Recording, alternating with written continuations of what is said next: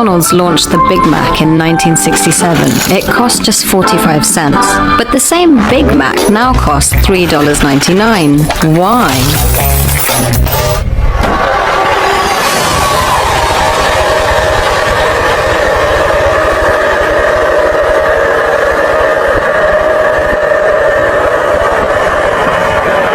The answer is inflation.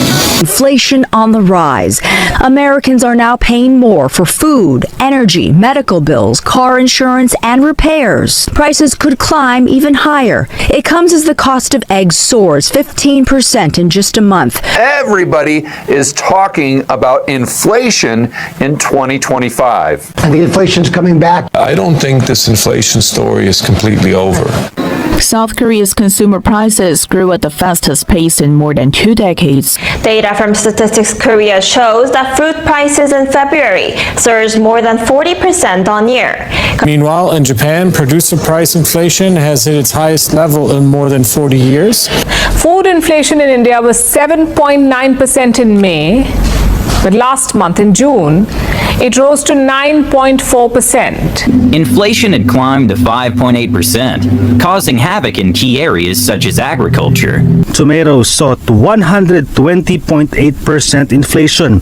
Inflation in the country was at 5.3% in August from 4.7% in July, according to the Philippine Statistics Authority. Inflation. Inflation on the rise. Inflation. The inflation's coming back. This inflation story. Price inflation has... Food inflation in India. Inflation had climbed to Inflation in the country was... Coming up next. Not tomorrow. It's not maybe. It's right now. Well, I use the example of a tsunami. Yeah. I think it paints a perfect mental picture for people, because we know that a tsunami, when it's way out at sea, although you have this powerful force that's coming at land at, let's say, 100, 200 miles per hour, you can't see it. They don't know where it's going to hit or how it's going to play out, but they just know this thing is headed at you at 100 miles per hour. And for those people who aren't prepared, that's when they're going to get financially destroyed. It's a really frightening time, but the average person is completely clueless because they can't see this.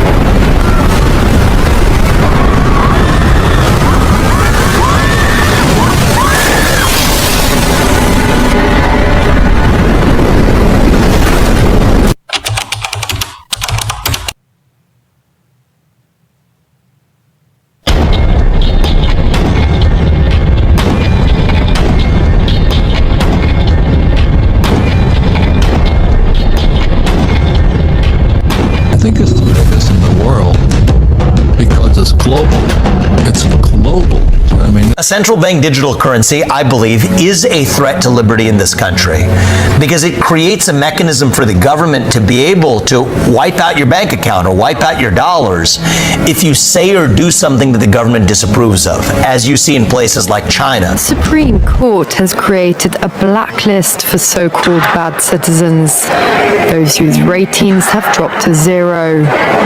On it are companies, but also 23 million people to date. Among them is this journalist Liu Hu. He got a little too close to uncovering corruption among high-profile party members. After being sued for defamation by the subject of a story he'd written, he was blacklisted and was told he was banned from traveling.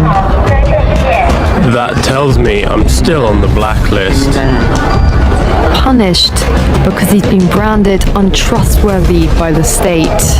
Once you're blacklisted, you can no longer get a bank loan, start a business, buy an apartment, or even send your children to a private school.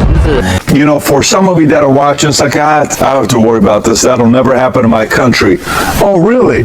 You're 1 leader away from this happening in your country. 1 leader away.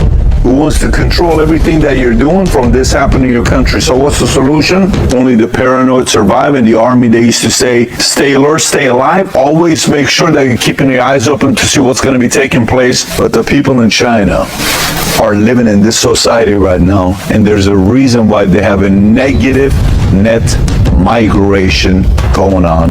China now, where a large group of angry demonstrators faced off with police and staff on Sunday in the city of Zhengzhou.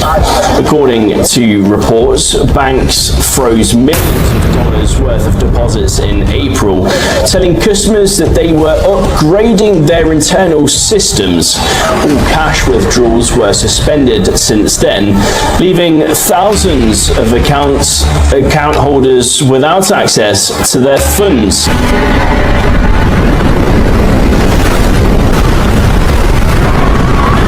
In Canada, police in the capital city of Ottawa, they've arrested nearly 200 protesters over the weekend. They fired tear gas. They threw dozens of vehicles to shut down the trucker protests against COVID restrictions.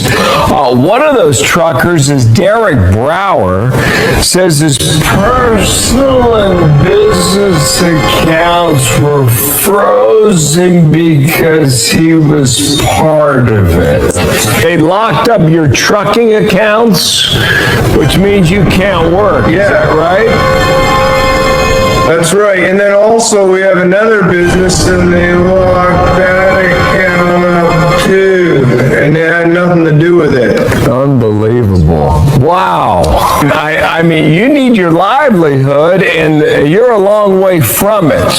So basically the bank shut it down, and I haven't been contacted by anybody. Justin Trudeau invoking emergency powers against the truckers who are protesting vaccine mandates. Banks can now freeze their personal accounts, the accounts of anyone linked to the Freedom Convoy. Now we have a climate emergency, and we need a system to control human behavior in Canada. These are mechanisms of control that, once they take hold of you, the ability to revolt or have a revolution will be gone. Nobody thinks about anything other than surviving, and that is why precisely he's on keeping us starving mode. So he's purposely starving the people to keep them weak so that all they think about is surviving, so they don't think about revolution. It's a Hunger Games. Every time we get a little bit more ownership, a little bit more money, we become harder to control. And when you're harder to control, big institutions and largely our governments, they don't like that. You want a controllable populace, by and large. large. Anyone that decides to stand up and fight against the government can be pressed down simply with the push of a button. And I think it's really important to elaborate on what exactly that is. The central bank digital currency is basically what we have now, so it's fiat currency, but it's going to be entirely digital, which means absolutely in the control of the government and the central bank. So as you mentioned, government, since they own it, they're able to program it in a way that we've never seen before. And it seems like that may be the intention. Don't allow the people to rise up against overreach and over control and authoritative states by implementing a system that can shut people down immediately. So I think one of the reasons they want this new system that ultimately amounts to a control system is because they see it as the ultimate form of risk management. They essentially want to move to a system that's not unlike the feudal system that existed in medieval Europe, where you have, a privileged, untouchable upper class and a low class of serfs. But if you implement a system this way with the technology they're using, you don't have to worry about peasant rebellions. You can manage the risk of the underclass. So you surveil them constantly. You can turn their money on and off. You can turn their access to services and really anything else on and off as well. What happens when your government goes rogue? What happens when your government becomes tyrannical? What happens when your government makes tyrannical demands against the population? What recourse do you have? The word slavery comes to mind, and I see it as being irreversible. I see that once we go to a digitized currency that is controllable by a central platform, that you will no longer have the freedoms to make those choices that we do now. That freedom will be gone. Governor Ron DeSantis took aim at a new currency the Biden administration is exploring. Are you interested in giving these economic central planners more power? I will never allow the creation of a central bank digital currency. The Central Bank of Nigeria took a different path. Suddenly, it announced that it would start restricting cash. Then, as if that wasn't bad enough, it announced that it was going to pull all of the cash off the streets. Such a task would normally take several years to phase in. Instead, the Nigerian government invalidated all the cash in the country and attempted to roll out the CBDC within 2 months. All cash was canceled, everyone lost their savings, no one had money to buy food, CBDCs were issued, and riots broke out.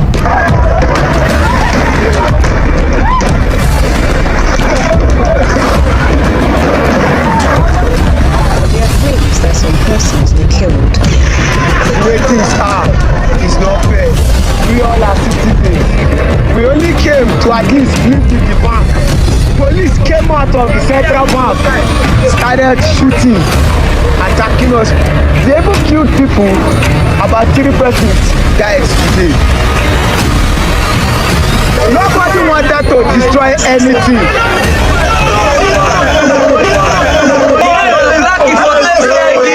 Months later, despite riots in the streets, despite protests outside of banks, despite people going hungry because they didn't have access to cash that they were dependent on, Central Bank Governor Godwin Emefiele said this was a success. The adoption rate of the CBDC rose from 0.5% to 6% of the population. Celebrated it as a success, as being the currency of choice, in his words. It was not the currency of choice by any means. It was a currency of force. BSP Governor Felipe Medalla says the central bank also aims to issue a merchant acquiring and aggregation licensing framework. Medalla also says the BSP has begun the conduct of a pilot wholesale central bank digital currency, or CBDC. According to the Bangko Sentral, the CBDC aims to help facilitate cross-border transactions. The Philippines is soon launching a central bank digital currency. This is for wholesale investors, I understand, not retail.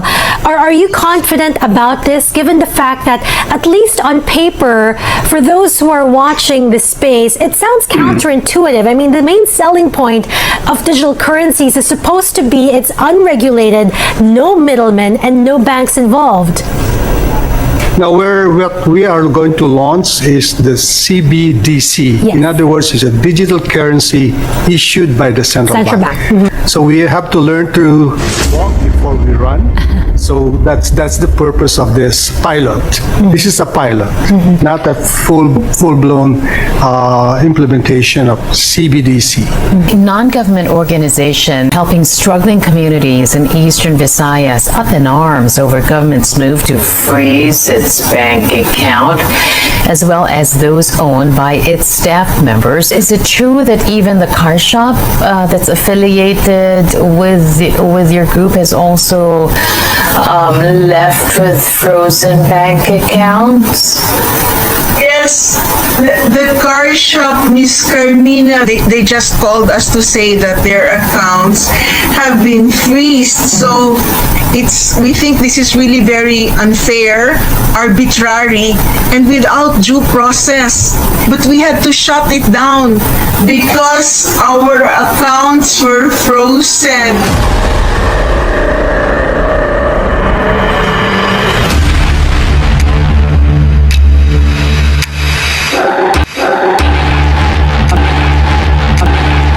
Anti-Money Laundering Council o AMLAC ang pag-freeze sa mga accounts at assets. According to AtlanticCouncil.org, in May 2020, only 35 countries were considering a CBDC. Today, 114 countries are exploring CBDC, equal to 95% of the global GDP. Currently, 60 countries are in the advanced phases of exploring their own CBDC. 11 countries have already launched their own currency into full operations. We're talking Nigeria, Bahamas, Anguilla, Dominica, Grenada, St. Lucia, Montserrat, St. Vincent, St. Kitts, Nevis, and most recently Jamaica. G7 economies have now entered the development stage of CBDC, and China's pilot is set to be rolled out to most of the country sometime this year. And on top of that, 18 of the G20 countries are now in the advanced stages of CBDC.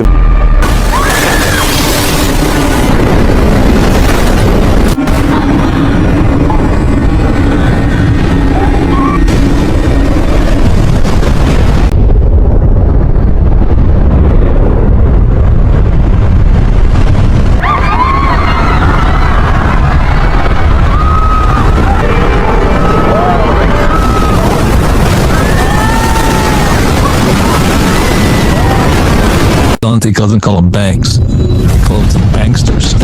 Yeah. And the big concern with Fed now, or the Fed coin, the central bank digital currency, CBDC, is that we lose our privacy. That they'll track us, they'll track every move, because they'll know everything we're spending money on, what we spend it on, who we give it to, and all this. Big Brother will watch you via our money, and that's the problem with central bank CBDC, central bank digital currency, or the Fed coin. Yeah, that's one of the many problems, Robert. All cash was canceled. Everyone lost their savings. No one had money to buy food. CBDCs were issued. That you will no longer have the freedoms to make those choices that we do now. That freedom will be gone. Our founding fathers, that was Thomas Jefferson, he says you got to stay away from that one. Because, if we go to a central bank, he said our children will wake up homeless. And look at homelessness today, is going through the roof. This stuff has been going on since the 1700s. And it's what George is talking about is now happening now.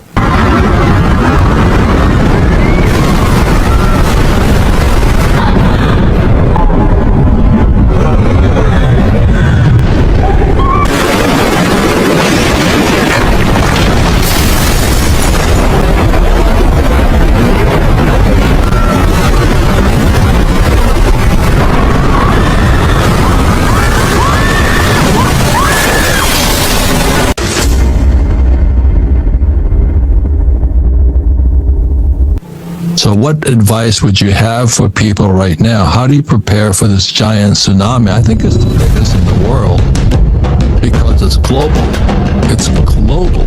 I mean, it's going Credit Suisse, Deutsche Bank, Bank of Japan. It doesn't get much bigger than that. And China's having trouble too. For those who are paying attention, we have this warning system. And it's just like, the people that are paying attention to the tsunami, they have a warning system. And so they can just go ahead and take the advice. They can.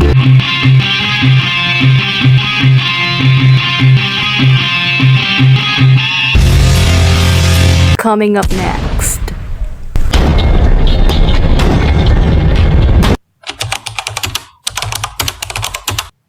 And then what?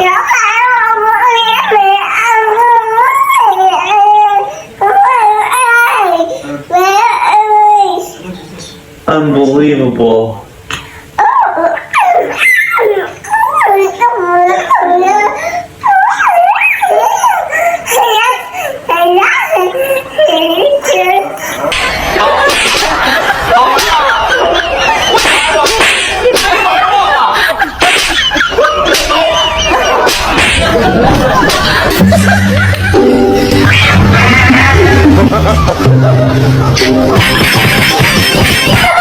And then what?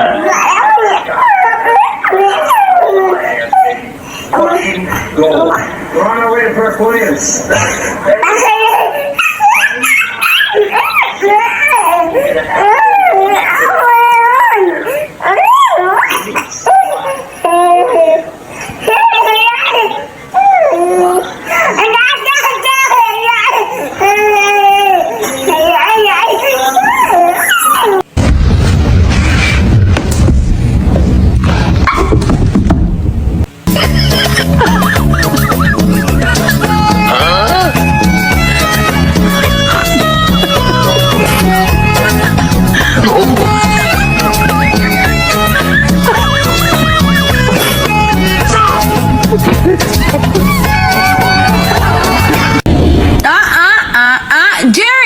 Jerry, think about it. It's a baby. Don't do it.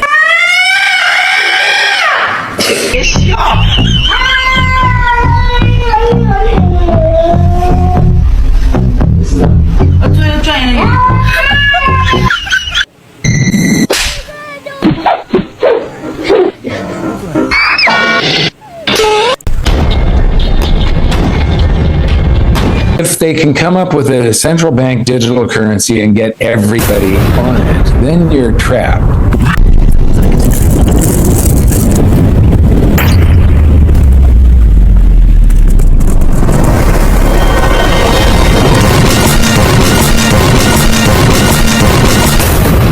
People that have a similar worldview to us, meaning they value freedom, liberty, free market capitalism, they have the tendency to, I think, underestimate a central bank digital currency. And I think they have the tendency to underestimate how willing the general public will be to adopt a CBDC.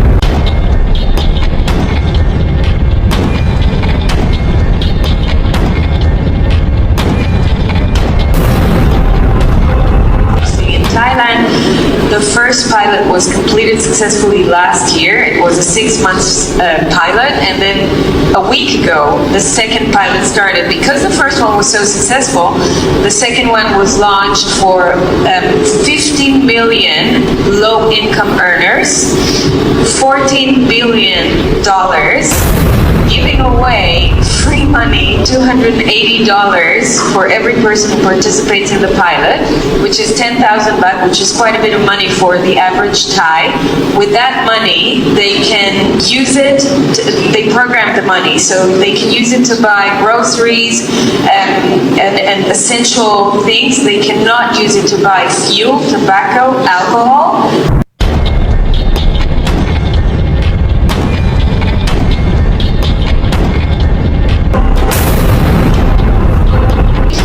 $14 billion, giving away free money, $280 for every person who participates in the pilot, which is 10,000 baht, which is quite a bit of money for the average Thai. I use the the example of a tsunami. Yeah. I think that paints a perfect mental picture for people. Before the wave hits Hilo, it has to suck all the water out of the bay. Yeah, right. And what happens then, Sarah, all these fish are jumping around out on because all the water's gone. And all the yo-yos go running out to catch the fish. And then the wave hits them, tears everything apart, people die. Why would somebody go there? They can go to the store and buy some fish, but just free fish. And that's what George is saying. When the Fed pivots, everybody can say, oh, happy days are here again. Don't go chasing the free fish. Yeah, Robert hit the nail on the head. That's another great analogy and parallel. That water going out, and the people think that's free fish. That's the Fed dropping rates, because when the Fed drops rates, most likely people are going to be, oh, great, that's free fish. I'm going to go buy stocks. Yeah, I'm going to buy more real estate because the interest rates are down. Exactly. And they're going to rush back in, and the free fish is going to kill them. Yeah.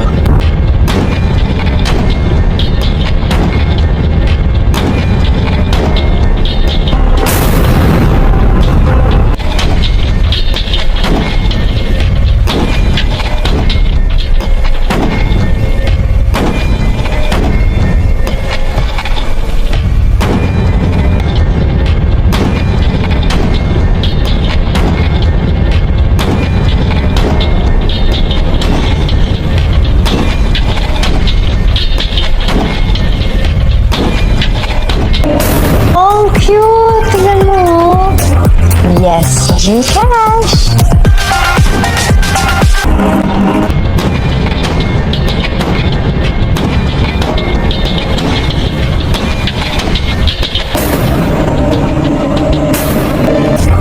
Yes, Gcash.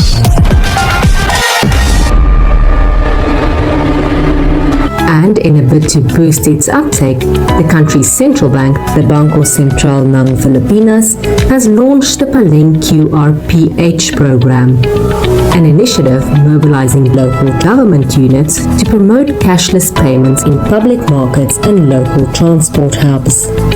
When we make public markets digital payment ready, we make it easier for the average Filipino consumer to adapt to cashless transactions. More and more Filipinos are shifting to digital payments as these are more cost efficient and convenient, especially amid mobility restrictions in place. Tonight, we have Gcash CEO and President Martha Sazon to share with us how e-wallets continue to gain traction in the Philippines. So from being a nice to have, now digital payments were suddenly essential to survival.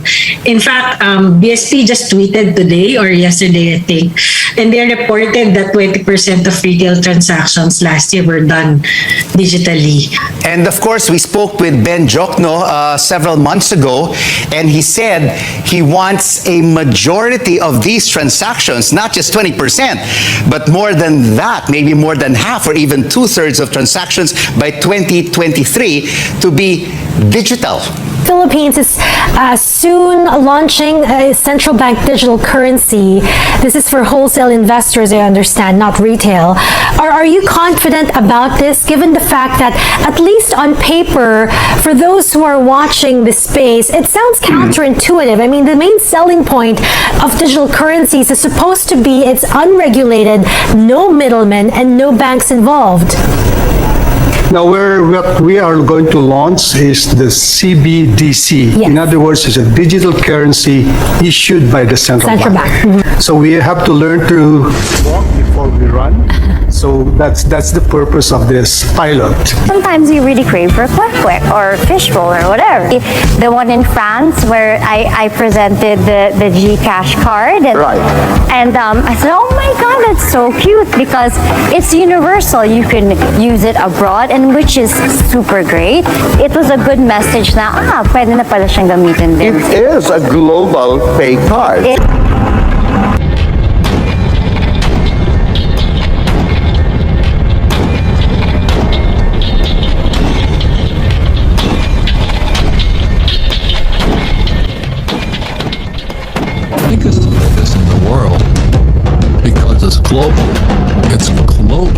wanted to discuss central bank digital currencies. I am seeing a lot of confusion out there, and the problem with this confusion is I think it will allow the central planners to implement a CBDC without you even knowing. Gosh, nga. Love you. Love you.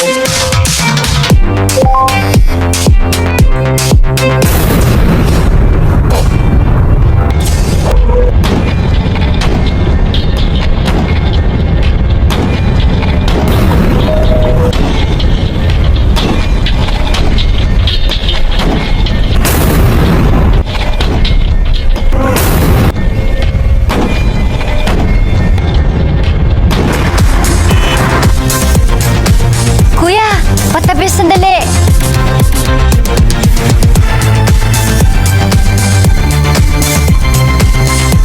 Pwede pabili ng kwek-kwek? Ate, Gcash?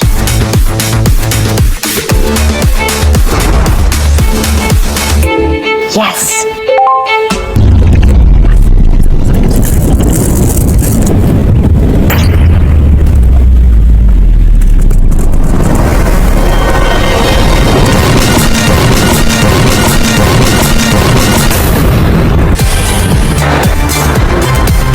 Bonjour mademoiselle, vous avez demandé l'addition? Bonjour monsieur, acceptez-vous Gcash?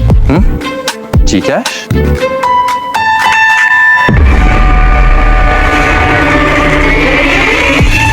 Oh oui, Gcash, bien sûr.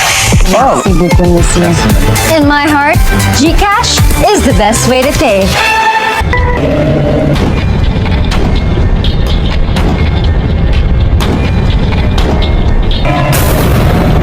Gcash it yourself. Yan ang ating challenge today. Again, we're gonna attempt to go cashless. Basta gagamitin natin ay Gcash. It is widely accepted. And alam mo ba, there's almost like millions of stores in China that accepts Gcash with Alipay. Plus, di ba? And ang kagandahan dyan, phone lang. Like me, I love going cashless.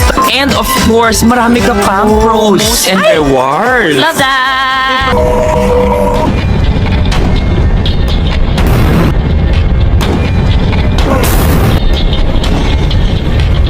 There's no service fees, di ba? We don't like those added fees. We don't like service fees kasi brother, it adds up.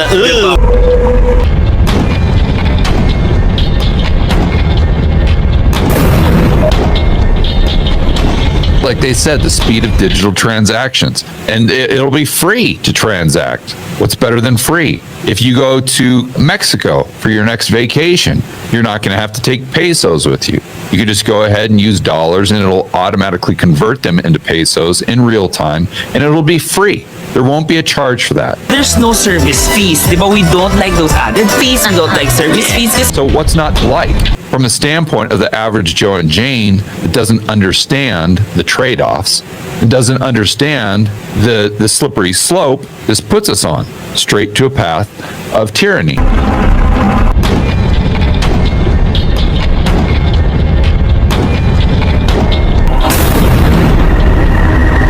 How far away are we from that reality, and your thoughts on central bank digital currencies?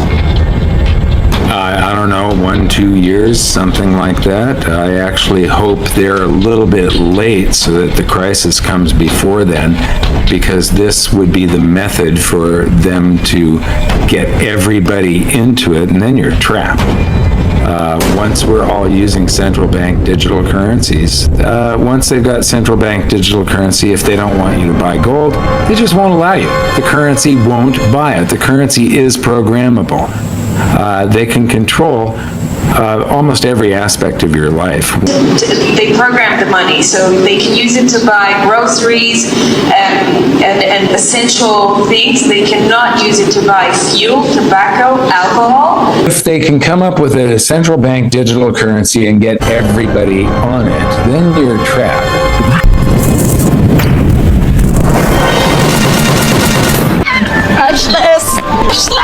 There's a lot of shops here, and if you're going to pay, always pay with Gcash. And if ever you see the blue QR code na nakita nyo, guys, pwede nyo na i-scan yon. So if ever you're here, make sure i-add mo yan sa Shanghai list mo. Ito yung payment guide niya. So instead of them scanning us, this time we're gonna scan them and we're gonna pay through, of course, my home. GCash home talaga. Ayan, so when we're at our destination later, open up your GCash app and then you're gonna hit the QR and that's it. Because you don't have to generate anymore because we will be scanning his QR instead of the other way around. So that's how easy it is.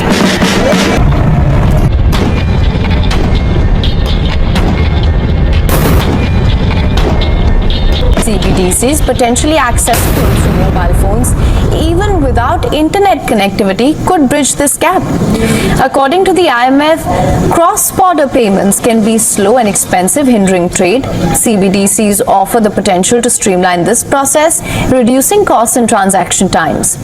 Oil exporting countries in the region, heavily reliant on international trade, are particularly interested in this benefit. To turn our smartphones into digital wallets, replacing cash and checks. New payment option to let iPhone users send money directly to one another as easily as a text message, making this country in East Africa a giant experimental laboratory defining the future of money. You're texting money. You are effectively texting money. It was designed to work at the lowest level of technology. This barber will give you a shave and M-Pesa. And yes, you can even buy M-Pesa here. You can send money, withdraw cash, pay a bill, or buy goods and services. You don't need all those branches. You don't need the branches. You don't need the ATM windows. Absolutely not. So do you use M-Pesa to buy gas for the car? Absolutely. Do you pay all your bills with M-Pesa? Most of my bills. In fact, I rarely go to the bank nowadays. I typed in his mobile phone number and the amount. Yeah. Okay. Yeah, it has come.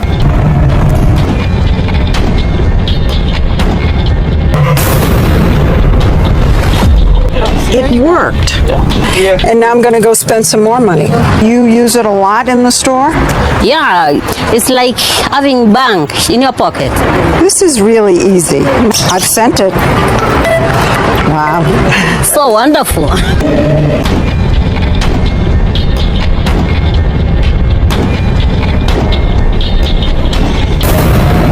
Kenyans can get their salaries sent directly to their cell phones, and they can open a savings account and earn interest on their cell phones.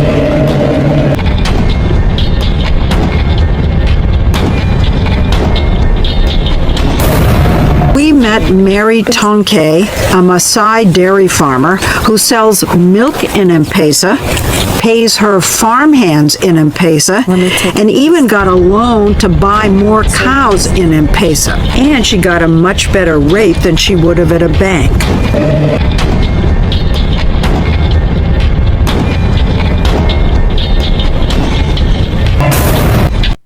Business is good. Yes, it's good. If they can come up with a central bank digital currency and get everybody on it, then you're trapped.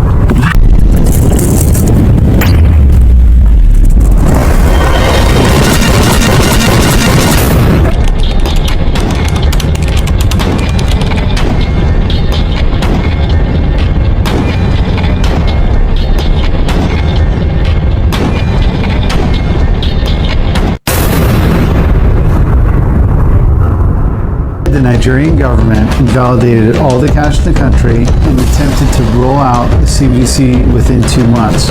All cash was canceled, everyone lost their savings, no one had money to buy food, CBDCs were issued, and riots broke out. A central bank digital currency, I believe, is a threat to liberty in this country because it creates a mechanism for the government to be able to wipe out your bank account or wipe out your dollars if you say or do something that the government disapproves of, as you see in places like China. Punished because he's been branded untrustworthy by the state. Once you're blacklisted, you can no longer get a bank loan, start a business, buy an apartment, or even send your children to a private school. You know, for some of you that are watching, it's like, I don't have to worry about this. That'll never happen in my country. Oh, really? You're 1 leader away from this happening in your country. 1 leader away who wants to control everything that you're doing from this happening in your country. So what's the solution? Only the paranoid survive. In the army, they used to say, stay alert, stay alive. Always make sure that you're keeping your eyes open to see what's going to be taking place. But the people in China are living in this society right now, and there's a reason why they have a negative net migration going on. It says his personal and business accounts were frozen because he was part of it. They locked up your trucking accounts, which means you can't work. Yeah. Is that right? That's right. And then also we have another business and they locked that account up too. And it had nothing to do with it. Unbelievable. Wow. I mean, you need your livelihood and you're a long way from it. So basically the bank has shut it down. Privileged, untouchable upper class and a low class of serfs. But if you implement a system this way with the technology they're using, you don't have to worry about peasant rebellions. You can manage the risk of the underclass. So you surveil them constantly. You can turn their money on and off. You can turn their access to services and really anything else on and off as well. Once you're blacklisted, you can no longer get a bank loan, start a business, buy an apartment, or even send your children to a private school. What happens when your government goes rogue? What happens when your government becomes tyrannical? What happens when your government makes tyrannical demands against the population? What recourse do you have? The word slavery comes to mind, and I see it as being irreversible. I see that once we go to a digitized currency that is controllable by a central platform, that you will no longer have the freedoms to make those choices that we do now. That freedom will be gone. They just called us to say that their accounts have been freezed.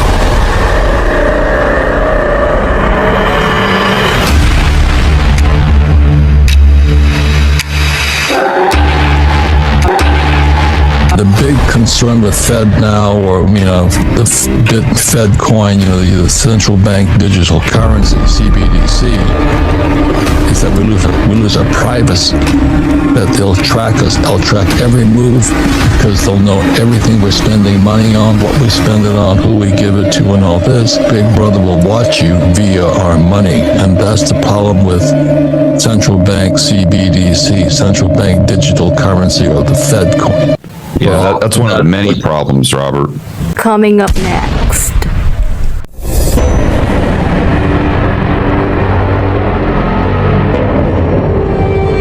And I always like to say, by design, who is the mastermind of this design then? The biz, the IMF, so these are all unelected officials, central bank heads, treasury secretaries, so the World Bank, the World Economic Forum. So it's the 1% at the top.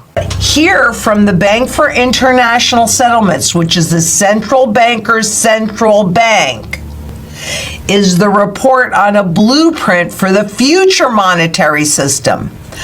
Yeah, improving the old, that means more and more control, and enabling the new, where you can't get out of the system. CBDCs clearly have their proponents in the central planners, and the central planners of all these countries, in the central banks, they meet, for example, there's a monthly meeting in Basel, Switzerland, at the BIS, Bank for International Settlements, of all these countries' central bank governors every month. And the actual discussions are a secret. No minutes are being issued. But it's not a secret that they do meet and do coordinate. And as I said, the coordination is not in doubt anymore since 2020. You're distracted because Russia and Ukraine are fighting, and we're distracted on this level. All of the games are actually being played up here, and everything is leading them to where they want us to go. This is like a organization chart for how the world is. And so up here at the top is that BIS, Bank of International Settlements. They are at the top. Below that is then the central banks. All right, so that's all coordinated by the BIS. Then down here we have these policymakers. So this is like the World Economic Forum, Club of Rome, Chatham House, Rockefellers, etc. These are like the think tanks. They are the policy makers. We have the policy enforcers. This is the national government. Down here below we have the propagandists. This is all mainstream media. And then of course down here is you and I, the policy subjects. So you have to understand the game is being played up here. It's not being played down here where you and I are distracted. It's important to understand too, like where we're at in the world, right? Where this peak centralization, central planning. Right. I like to say central planning always fails. And because they don't have enough data, they know they don't have enough data. You can't organize billions of people, right? But they're trying to. And so central planning, so the World Economic Forum, World Health Organization, World Trade Organization. Fauci? Yeah. UN. World Meteorological Association, and then, yeah, the UN, the IMF, the BIS. What's the BIS? So that's the Bank of International Settlements. The Bank of International Settlements, that nobody knows what the BIS is. And the BIS... Central bank. The central bank of central banks, exactly. And the BIS just released their plan for a global central bank digital currency. In other words, the global elite have just revealed their Marxist agenda to control your life. In fact, the head of the IMF just came out and announced their plan for this global CBDC. At the IMF, we are working hard on the concept of a global CBDC platform. BIS, Bank for International Settlements, which is the central banker's central bank. Central banks, the BIS, Bank for International Settlements. Here at the top is that BIS, Bank of International Settlements. Bank of International Settlements. Bank of International Settlements, that nobody knows what the BIS is. And the BIS... Central bank. The central bank of central banks, exactly.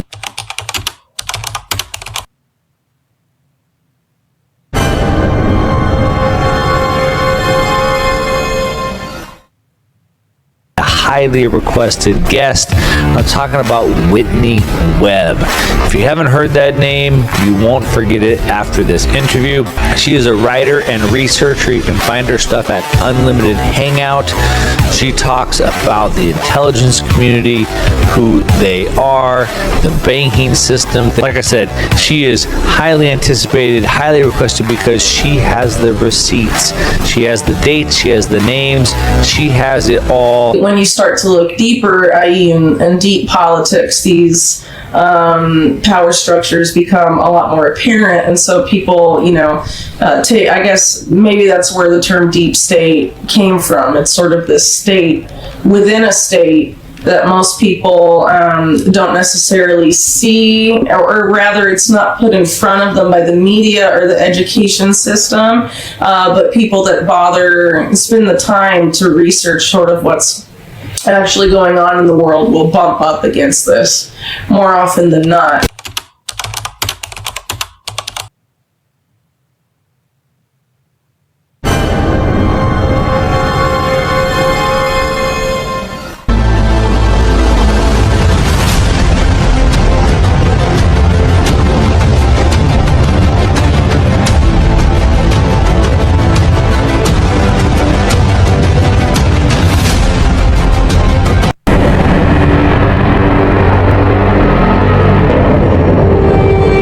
He doesn't call them banks. He calls them banksters.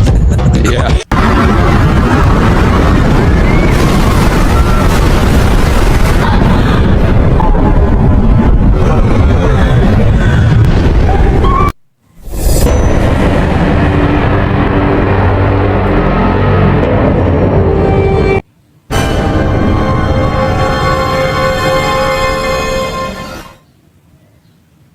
let me control the nation's money.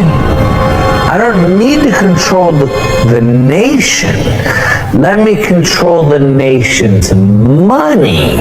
And I care not who writes the laws. And like I said, this is more important than ever.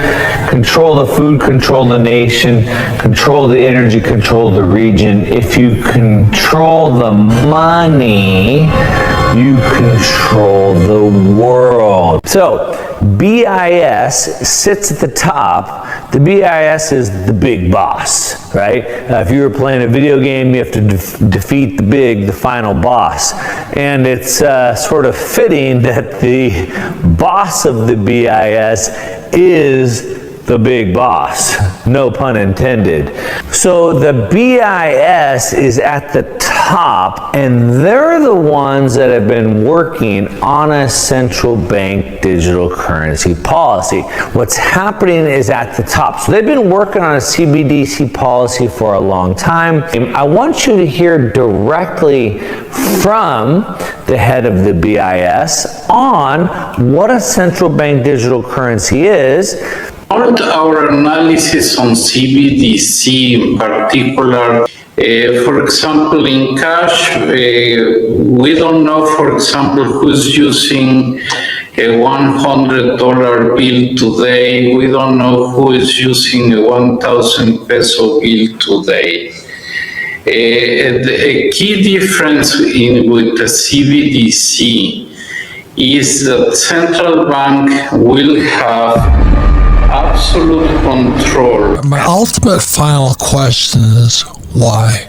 Why would people want to control our lives as badly as they do? Because it's the problem inherent to any kind of aggregated governmental power. The people who want control, long ago, an old anarchist friend of mine argued, look at who is going to seek positions of power when you create those within a state.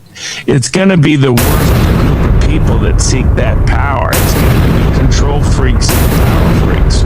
And we're just seeing it on a different scale.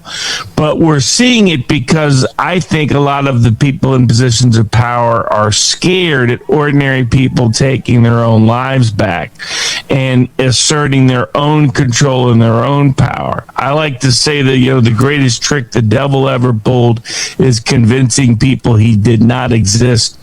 The greatest trick the system ever pulled is convincing people that you cannot resist.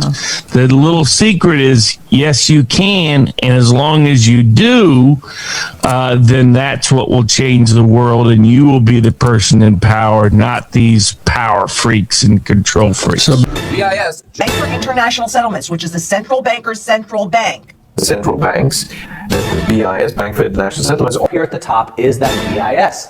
Bank of International Settlements. Bank of International Settlements. The Bank of International Settlements that no BIS is, and the BIS. Central bank, central bank. The central bank of central banks, exactly.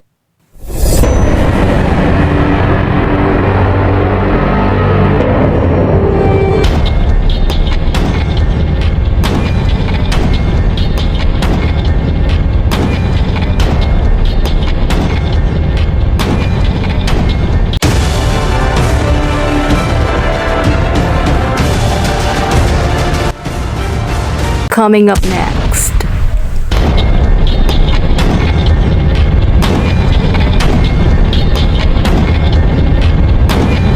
There have been repeated calls for a cashless payment system over the years as one measure to protect the drivers. The cashless system is 90% in the making, and pretty soon we will be doing a press conference when we go to the next level, so as to when we are launching the cashless system. The digital platform to do that is already here. It's one of the systems we are using. In the Seychelles, many people use public transport every day to go to work and school. Until now, passengers have paid with cash, leading to long ticket queues, safety risks for drivers, and inconvenience. But now, thanks to digital technology, public transport is going completely cashless. The central bank, together with the government, we are working towards modernizing the economy, digitalizing the economy to promote a more efficient and reliable financial transaction and make it more secure for the public. Instead of paying with cash, passengers use travel cards, which they can top up at multiple outlets. The card can also be reloaded through the Seychelles Public Transport Corporation app. It's easy to use. You just put your card here.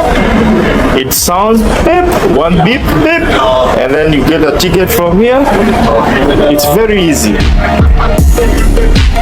Tickets are now over 16% cheaper than before, allowing commuters to save on travel.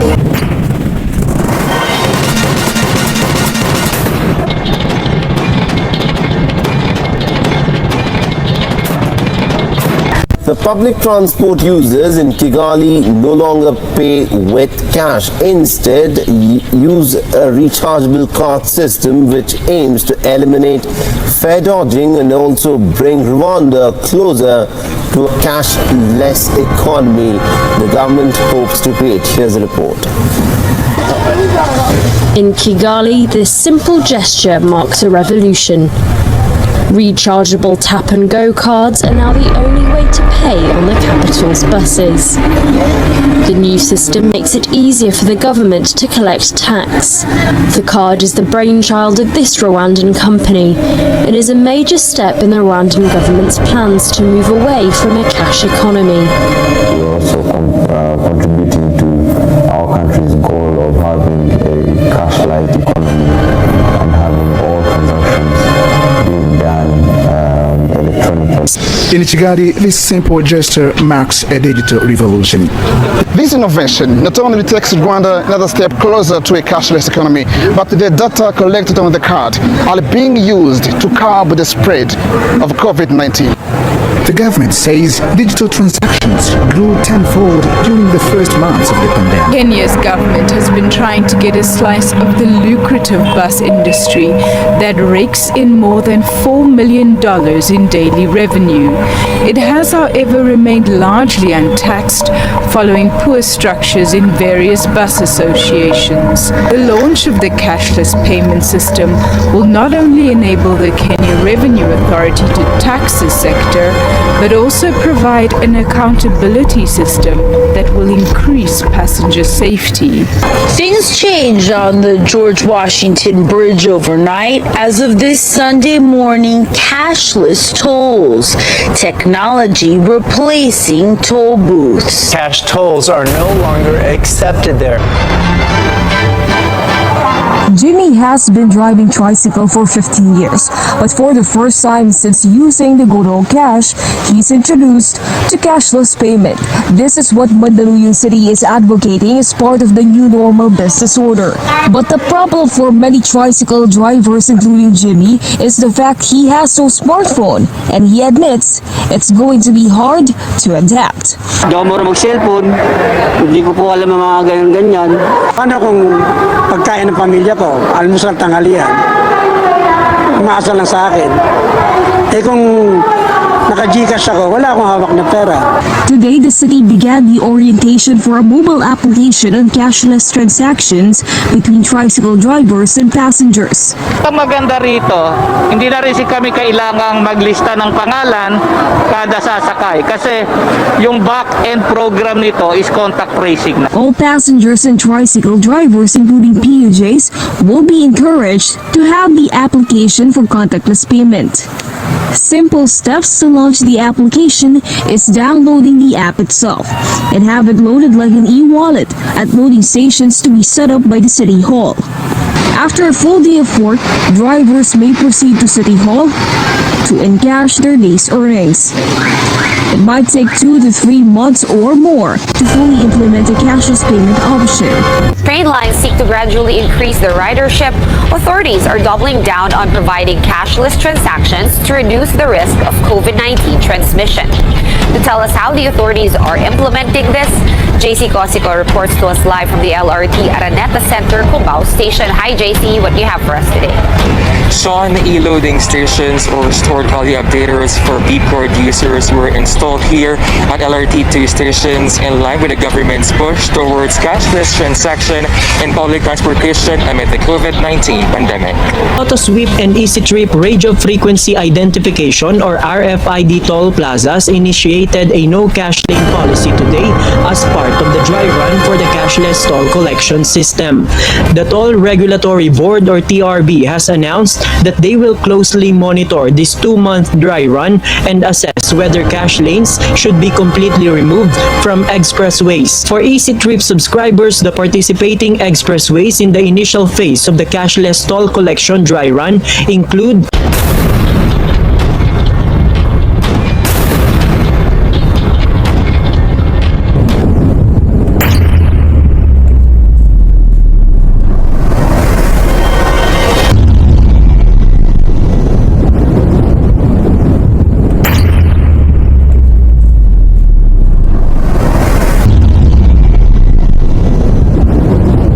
cashless payment system. Cashless system is a cashless system. Completely cashless. Cashless economy. Move away from a cash economy.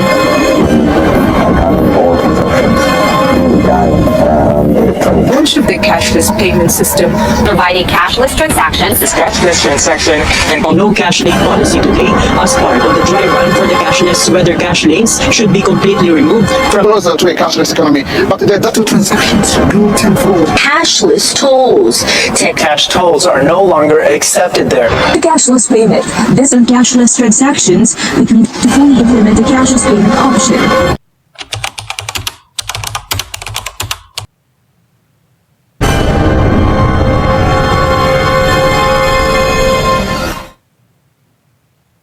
Got a little too close to uncovering corruption among high-profile party members.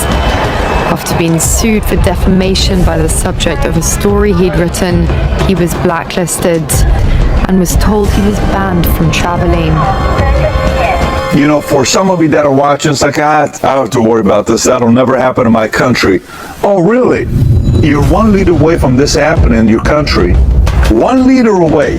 Who wants to control everything that you're doing from this happening in your country. So what's the solution? Only the paranoid survive. In the army, they used to say, stay alert, stay alive. Always make sure that you're keeping your eyes open to see what's going to be taking place. But the people in China are living in this society right now. And there's a reason why they have a negative net migration going on.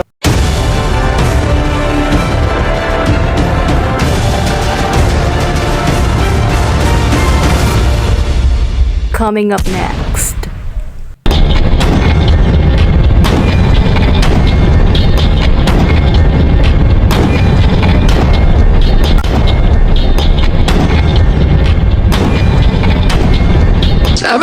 Years ago, Hermann Goering testified at the Nuremberg trials, and he was asked, how did you make the German people go along with all this? And he said, it's an easy thing. It's not anything to do with Nazism. It has to do with human nature. You can do this in a Nazi regime. You can do it in a socialist regime. You can do it in a communist regime. You can do it in a monarchy and a democracy. The only thing a government needs to make people into slaves is fear. And if you can figure out something to make them scared, you can get them to do anything that you want. Governments love pandemics. They love pandemics for the same reason they love war. Because it gives them the ability to impose controls on the population that the population would otherwise never accept.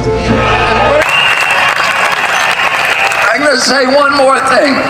They haven't done a very good job about protecting public health, but they've done a very good job at using the quarantine to bring 5G into all of our communities and to shift us all, to begin the process of shifting us all to a digital currency, which is the beginning of slavery. Because if they control your bank account, they control your behavior. So, 50 years ago, my uncle John Kennedy came to this city.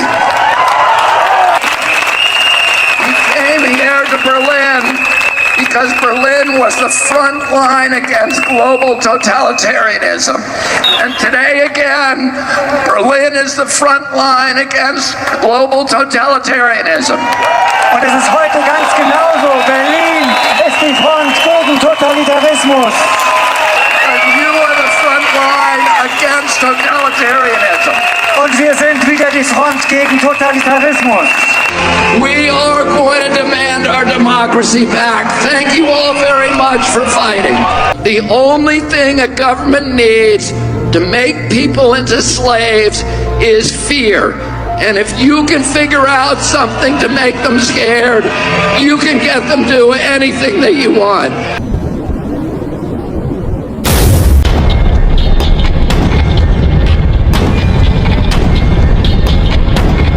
The world's largest COVID-19 lockdown is now in effect for India's more than 1.3 billion people.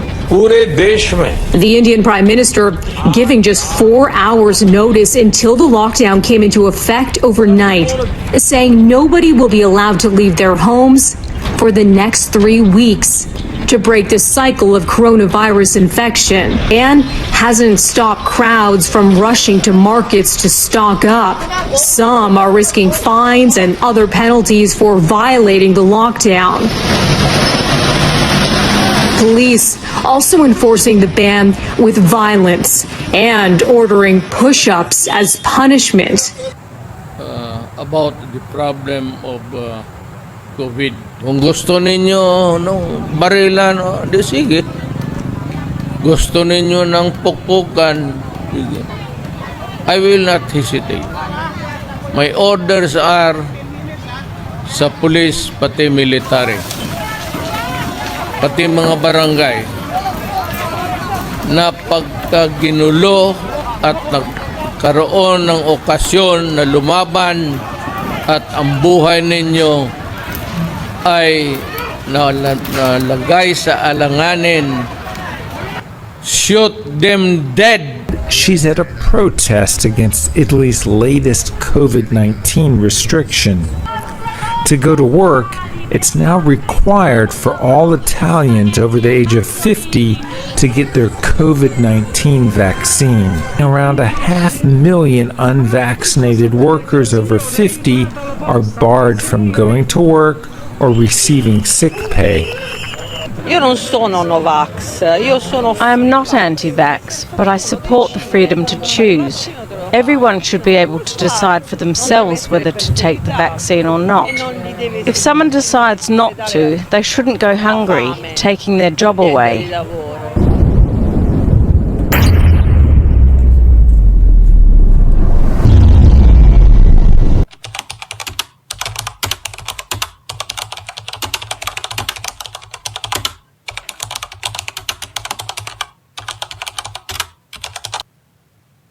In response to the COVID vaccine mandates, Canadians descended upon the capital in peaceful protest. Police invited the truckers into the city and allowed them to set up encampments around the parliament. But after 10 days of peaceful protesting, a state of emergency was declared. The bank accounts of the key protesters were frozen, and the police descended upon the encampments and made arrests. These account freezers are an example of what can and will be done under a CBDC system. To better understand what is in store for us with CBDCs, I visited Ottawa, Canada, and interviewed two prominent members of the Canadian Freedom Convoy. As a former law enforcement officer who spent his entire career ensuring that people's rights and freedoms were upheld, I attend a peaceful protest in the capital city, and although I am here to help and assist in whichever way I can to be helpful to the people of this community, my accounts are frozen simply because I spoke out against the actions of my government.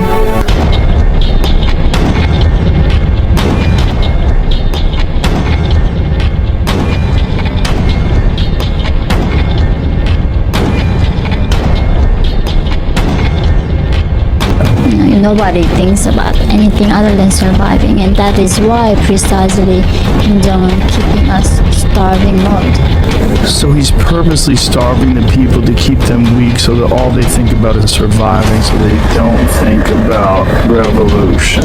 It's a Hunger Games. By the time we were into week 4, the government declared a state of emergency and invoked what's called the Emergency Measures Act in Canada. The federal government has invoked the Emergencies Act. Prime Minister Justin Trudeau invoked the Emergencies Act for the first time in history. The police will be given more tools to restore order in places where public assemblies can constitute illegal and dangerous activities. And the Emergency Act gave police authorities and all government officials more power to act on that situation. And one of those first harsh measures was the freezing of a number of bank accounts. Financial institutions will be authorized or directed to help address the situation by regulating and prohibiting the use of property to fund or support illegal blockades. These account freezers are an example of what can and will be done under a CBDC system. They've deputized the banks to take action against you, to make it almost impossible for you to be a productive member of society, because if you don't have a bank in Canada, how do you get a mortgage, a car payment, go grocery shopping? And we're seeing this move towards everything being digital. If you don't have access to a bank card, how are you supposed to participate in Canadian society? We're lucky that at this point we still have cash that we can rely on, but if it wasn't for that cash, you have no recourse. You're not allowed to protest in this country, and if you do, they're just going to go after your financial assets without any form of due process.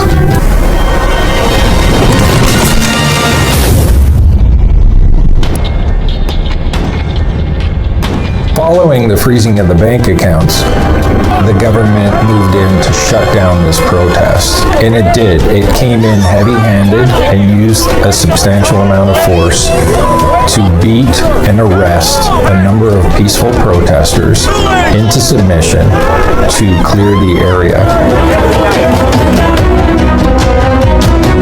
That's how it ended.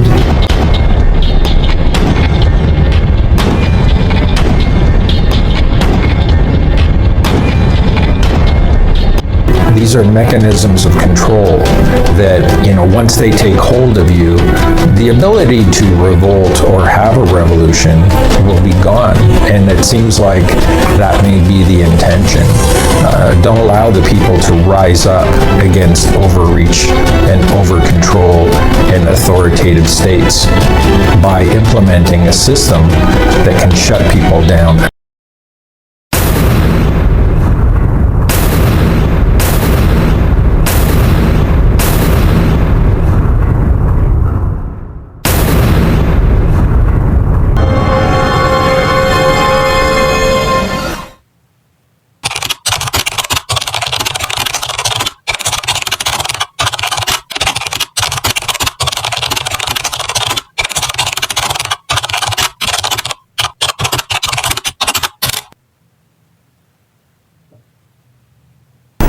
Now, what we are going to launch is the CBDC. In other words, it's a digital currency issued by the central bank. So we have to learn to walk before we run.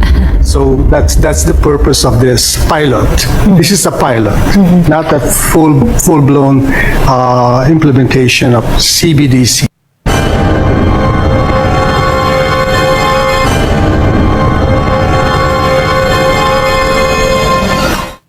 Coming up next.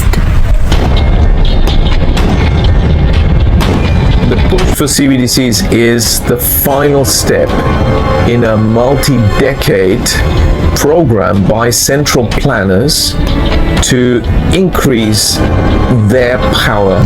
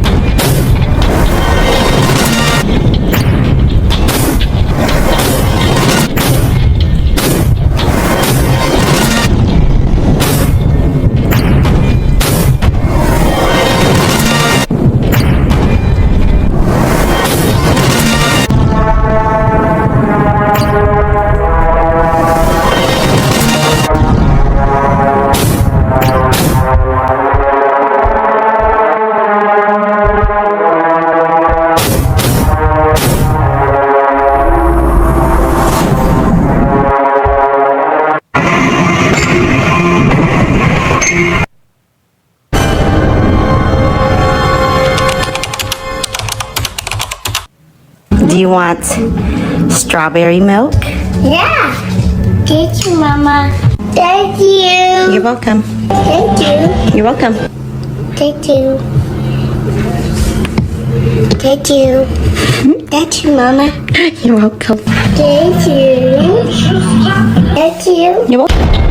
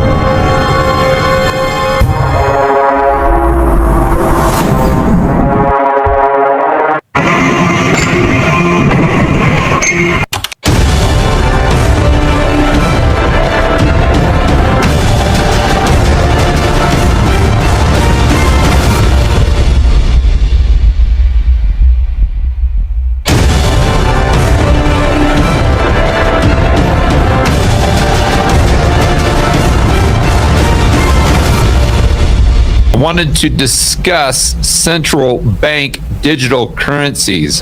I am seeing a lot of confusion out there, and the problem with this confusion is I think it will allow the central planners to implement a CBDC without you even knowing. They just implemented it right under your nose. You say, well, George, they didn't announce it. You think they're really going to announce this? And by the way, the CBDC has so much bad press. Do you really think the central planners are going to come out and say, hey guys, we've got this new thing. It's called a central bank digital currency. You're going to love it. The only thing we have to do is just move all these deposits over. No, they're not going to say that.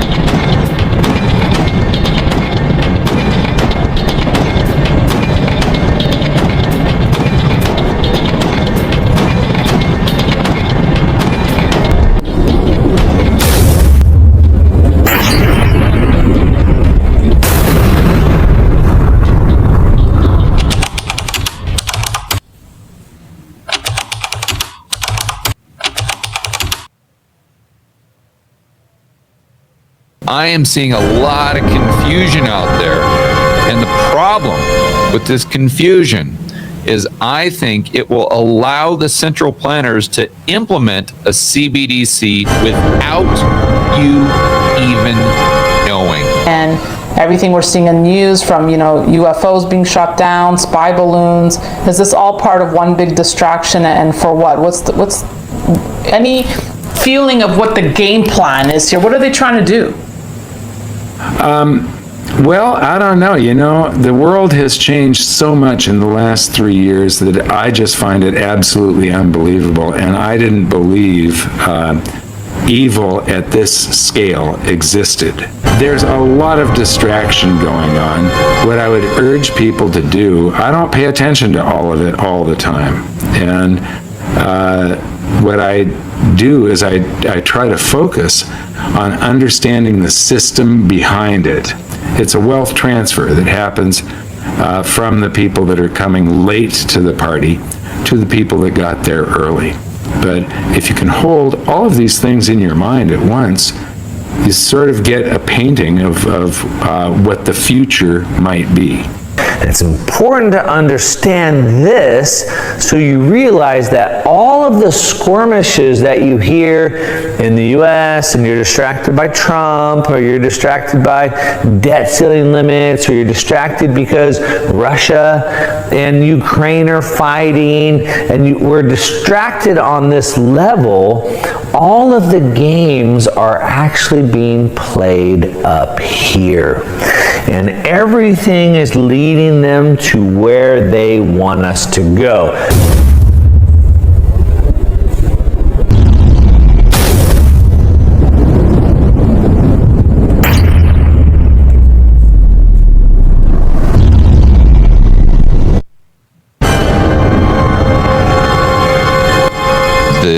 The central planners, the Marxists, if you will, are going to leverage that crisis situation. Their motto is you never let a good crisis go to waste. Correct. So if we continue to see problems in the banking system that exceed the FDIC's ability to patch up the holes, then of course they come in on their white horse saying, well, we've got the solution. All you have to do is take your dollars from these unsafe commercial banks and just move them to the safest bank in the world, which is the Federal Reserve, which is the central bank. And people see that as, that little bit, that perceived security and safety, they give up their freedom. But what they don't realize is they're doing a deal with the devil. Bureaucracy always wants to increase its powers. And that has been actually literally the history of central banking. They've used every step over the decades to just increase their power more and more and more. In fact, the central bankers have been beneficiaries of every crisis. So they had no incentive to avoid a crisis because they know after the next crisis we get more power. And the argument has always been, we couldn't stop this crisis because we didn't have enough power in this and that and that. And so after that crisis, they get that. Now, next crisis, they will give you another excuse and then tell you why they need more powers. And this is literally what happened. Some thoughts on central bank digital currencies. You talk a lot about it in the book, the coming of CBDCs. How far away are we from that reality, and your thoughts on central bank digital currencies? I don't know, 1-2 years, something like that. I actually hope they're a little bit late so that the crisis comes before then, because this would be the method for them to get everybody into it.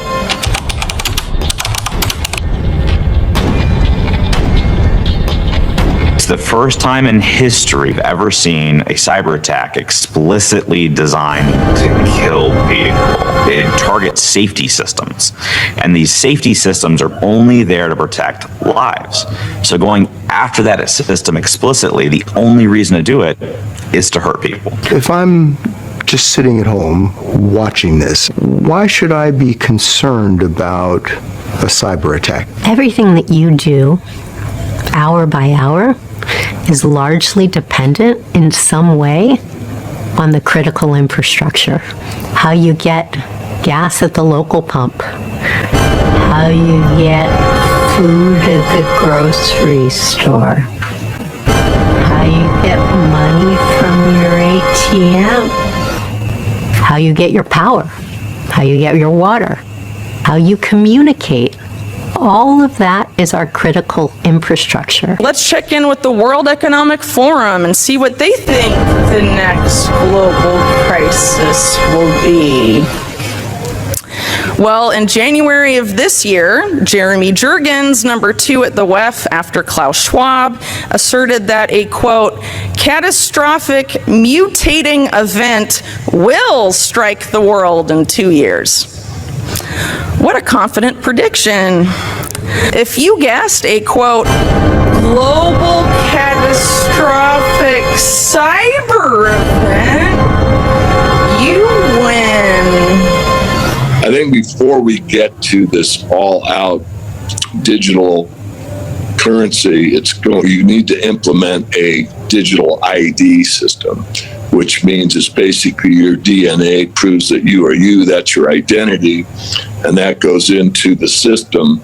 And to implement that, I am thinking that there could be some type of cyber attack, which we're already told could happen with the cyber polygon that the WEF performed a couple times.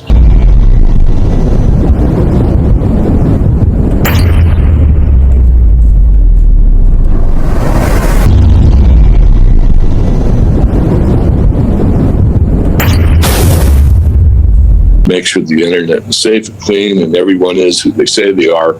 We're going to implement this digital ID that absolutely guarantees who you are.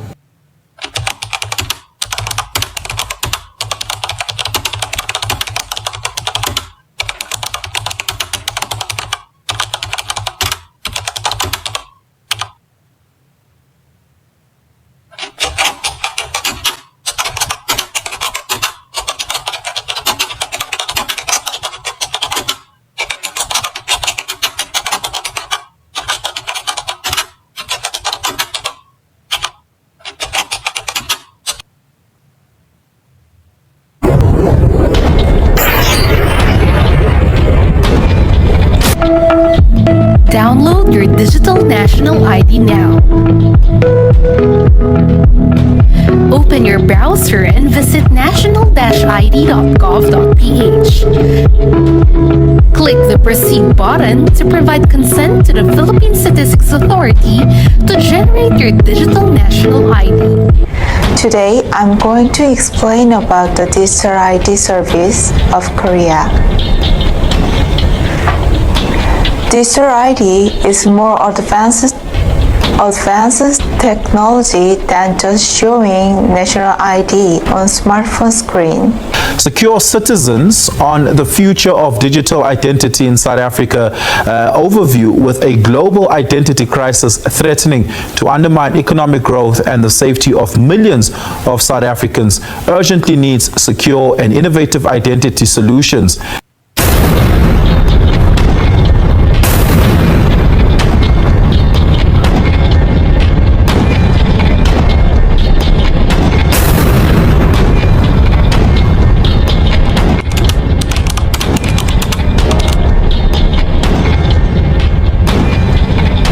You know, as from the perspective of the UN and a lot of these other entities, national governments are merely enabling environments or policy enforcers on the policy's subjects, which are the public. They don't write the policies, they're handed the policies. And this is why you have these coordinated pushes, like for example with COVID-19, countries around the world implementing the same responses. And it's the same too for digital ID, for CBDCs or digital currency, they're all functionally the same at the end of the day.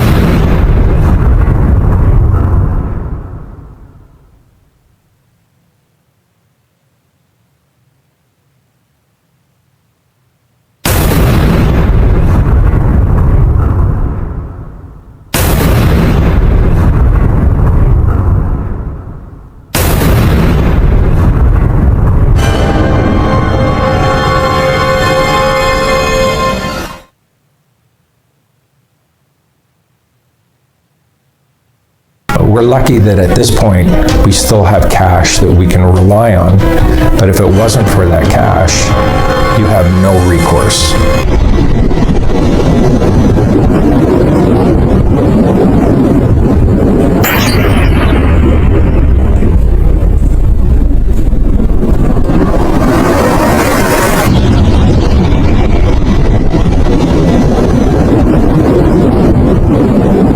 Cashless payment system. Cashless system is a cashless system. Completely cashless.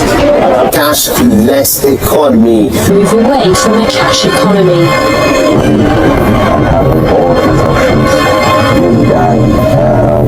Launch of the cashless payment system. Providing cashless transactions. This cashless transaction and no cash lane policy today as part of the dry run for the cashless, whether cash lanes should be completely removed from closer to a cashless economy, but the data transactions grew tenfold. Cashless tolls. Cash tolls are no longer accepted there. The cashless payment. This and cashless transactions, we need to fully implement a cashless payment option. He got a little too close to uncovering corruption among high-profile party members. After being sued for defamation by the subject of a story he'd written, he was blacklisted and was told he was banned from traveling. The push for CBDCs is the final step in a multi-decade program by central planners to increase their power. So we have to learn to walk before we run. A key difference with the CBDC is that central bank will have absolute control.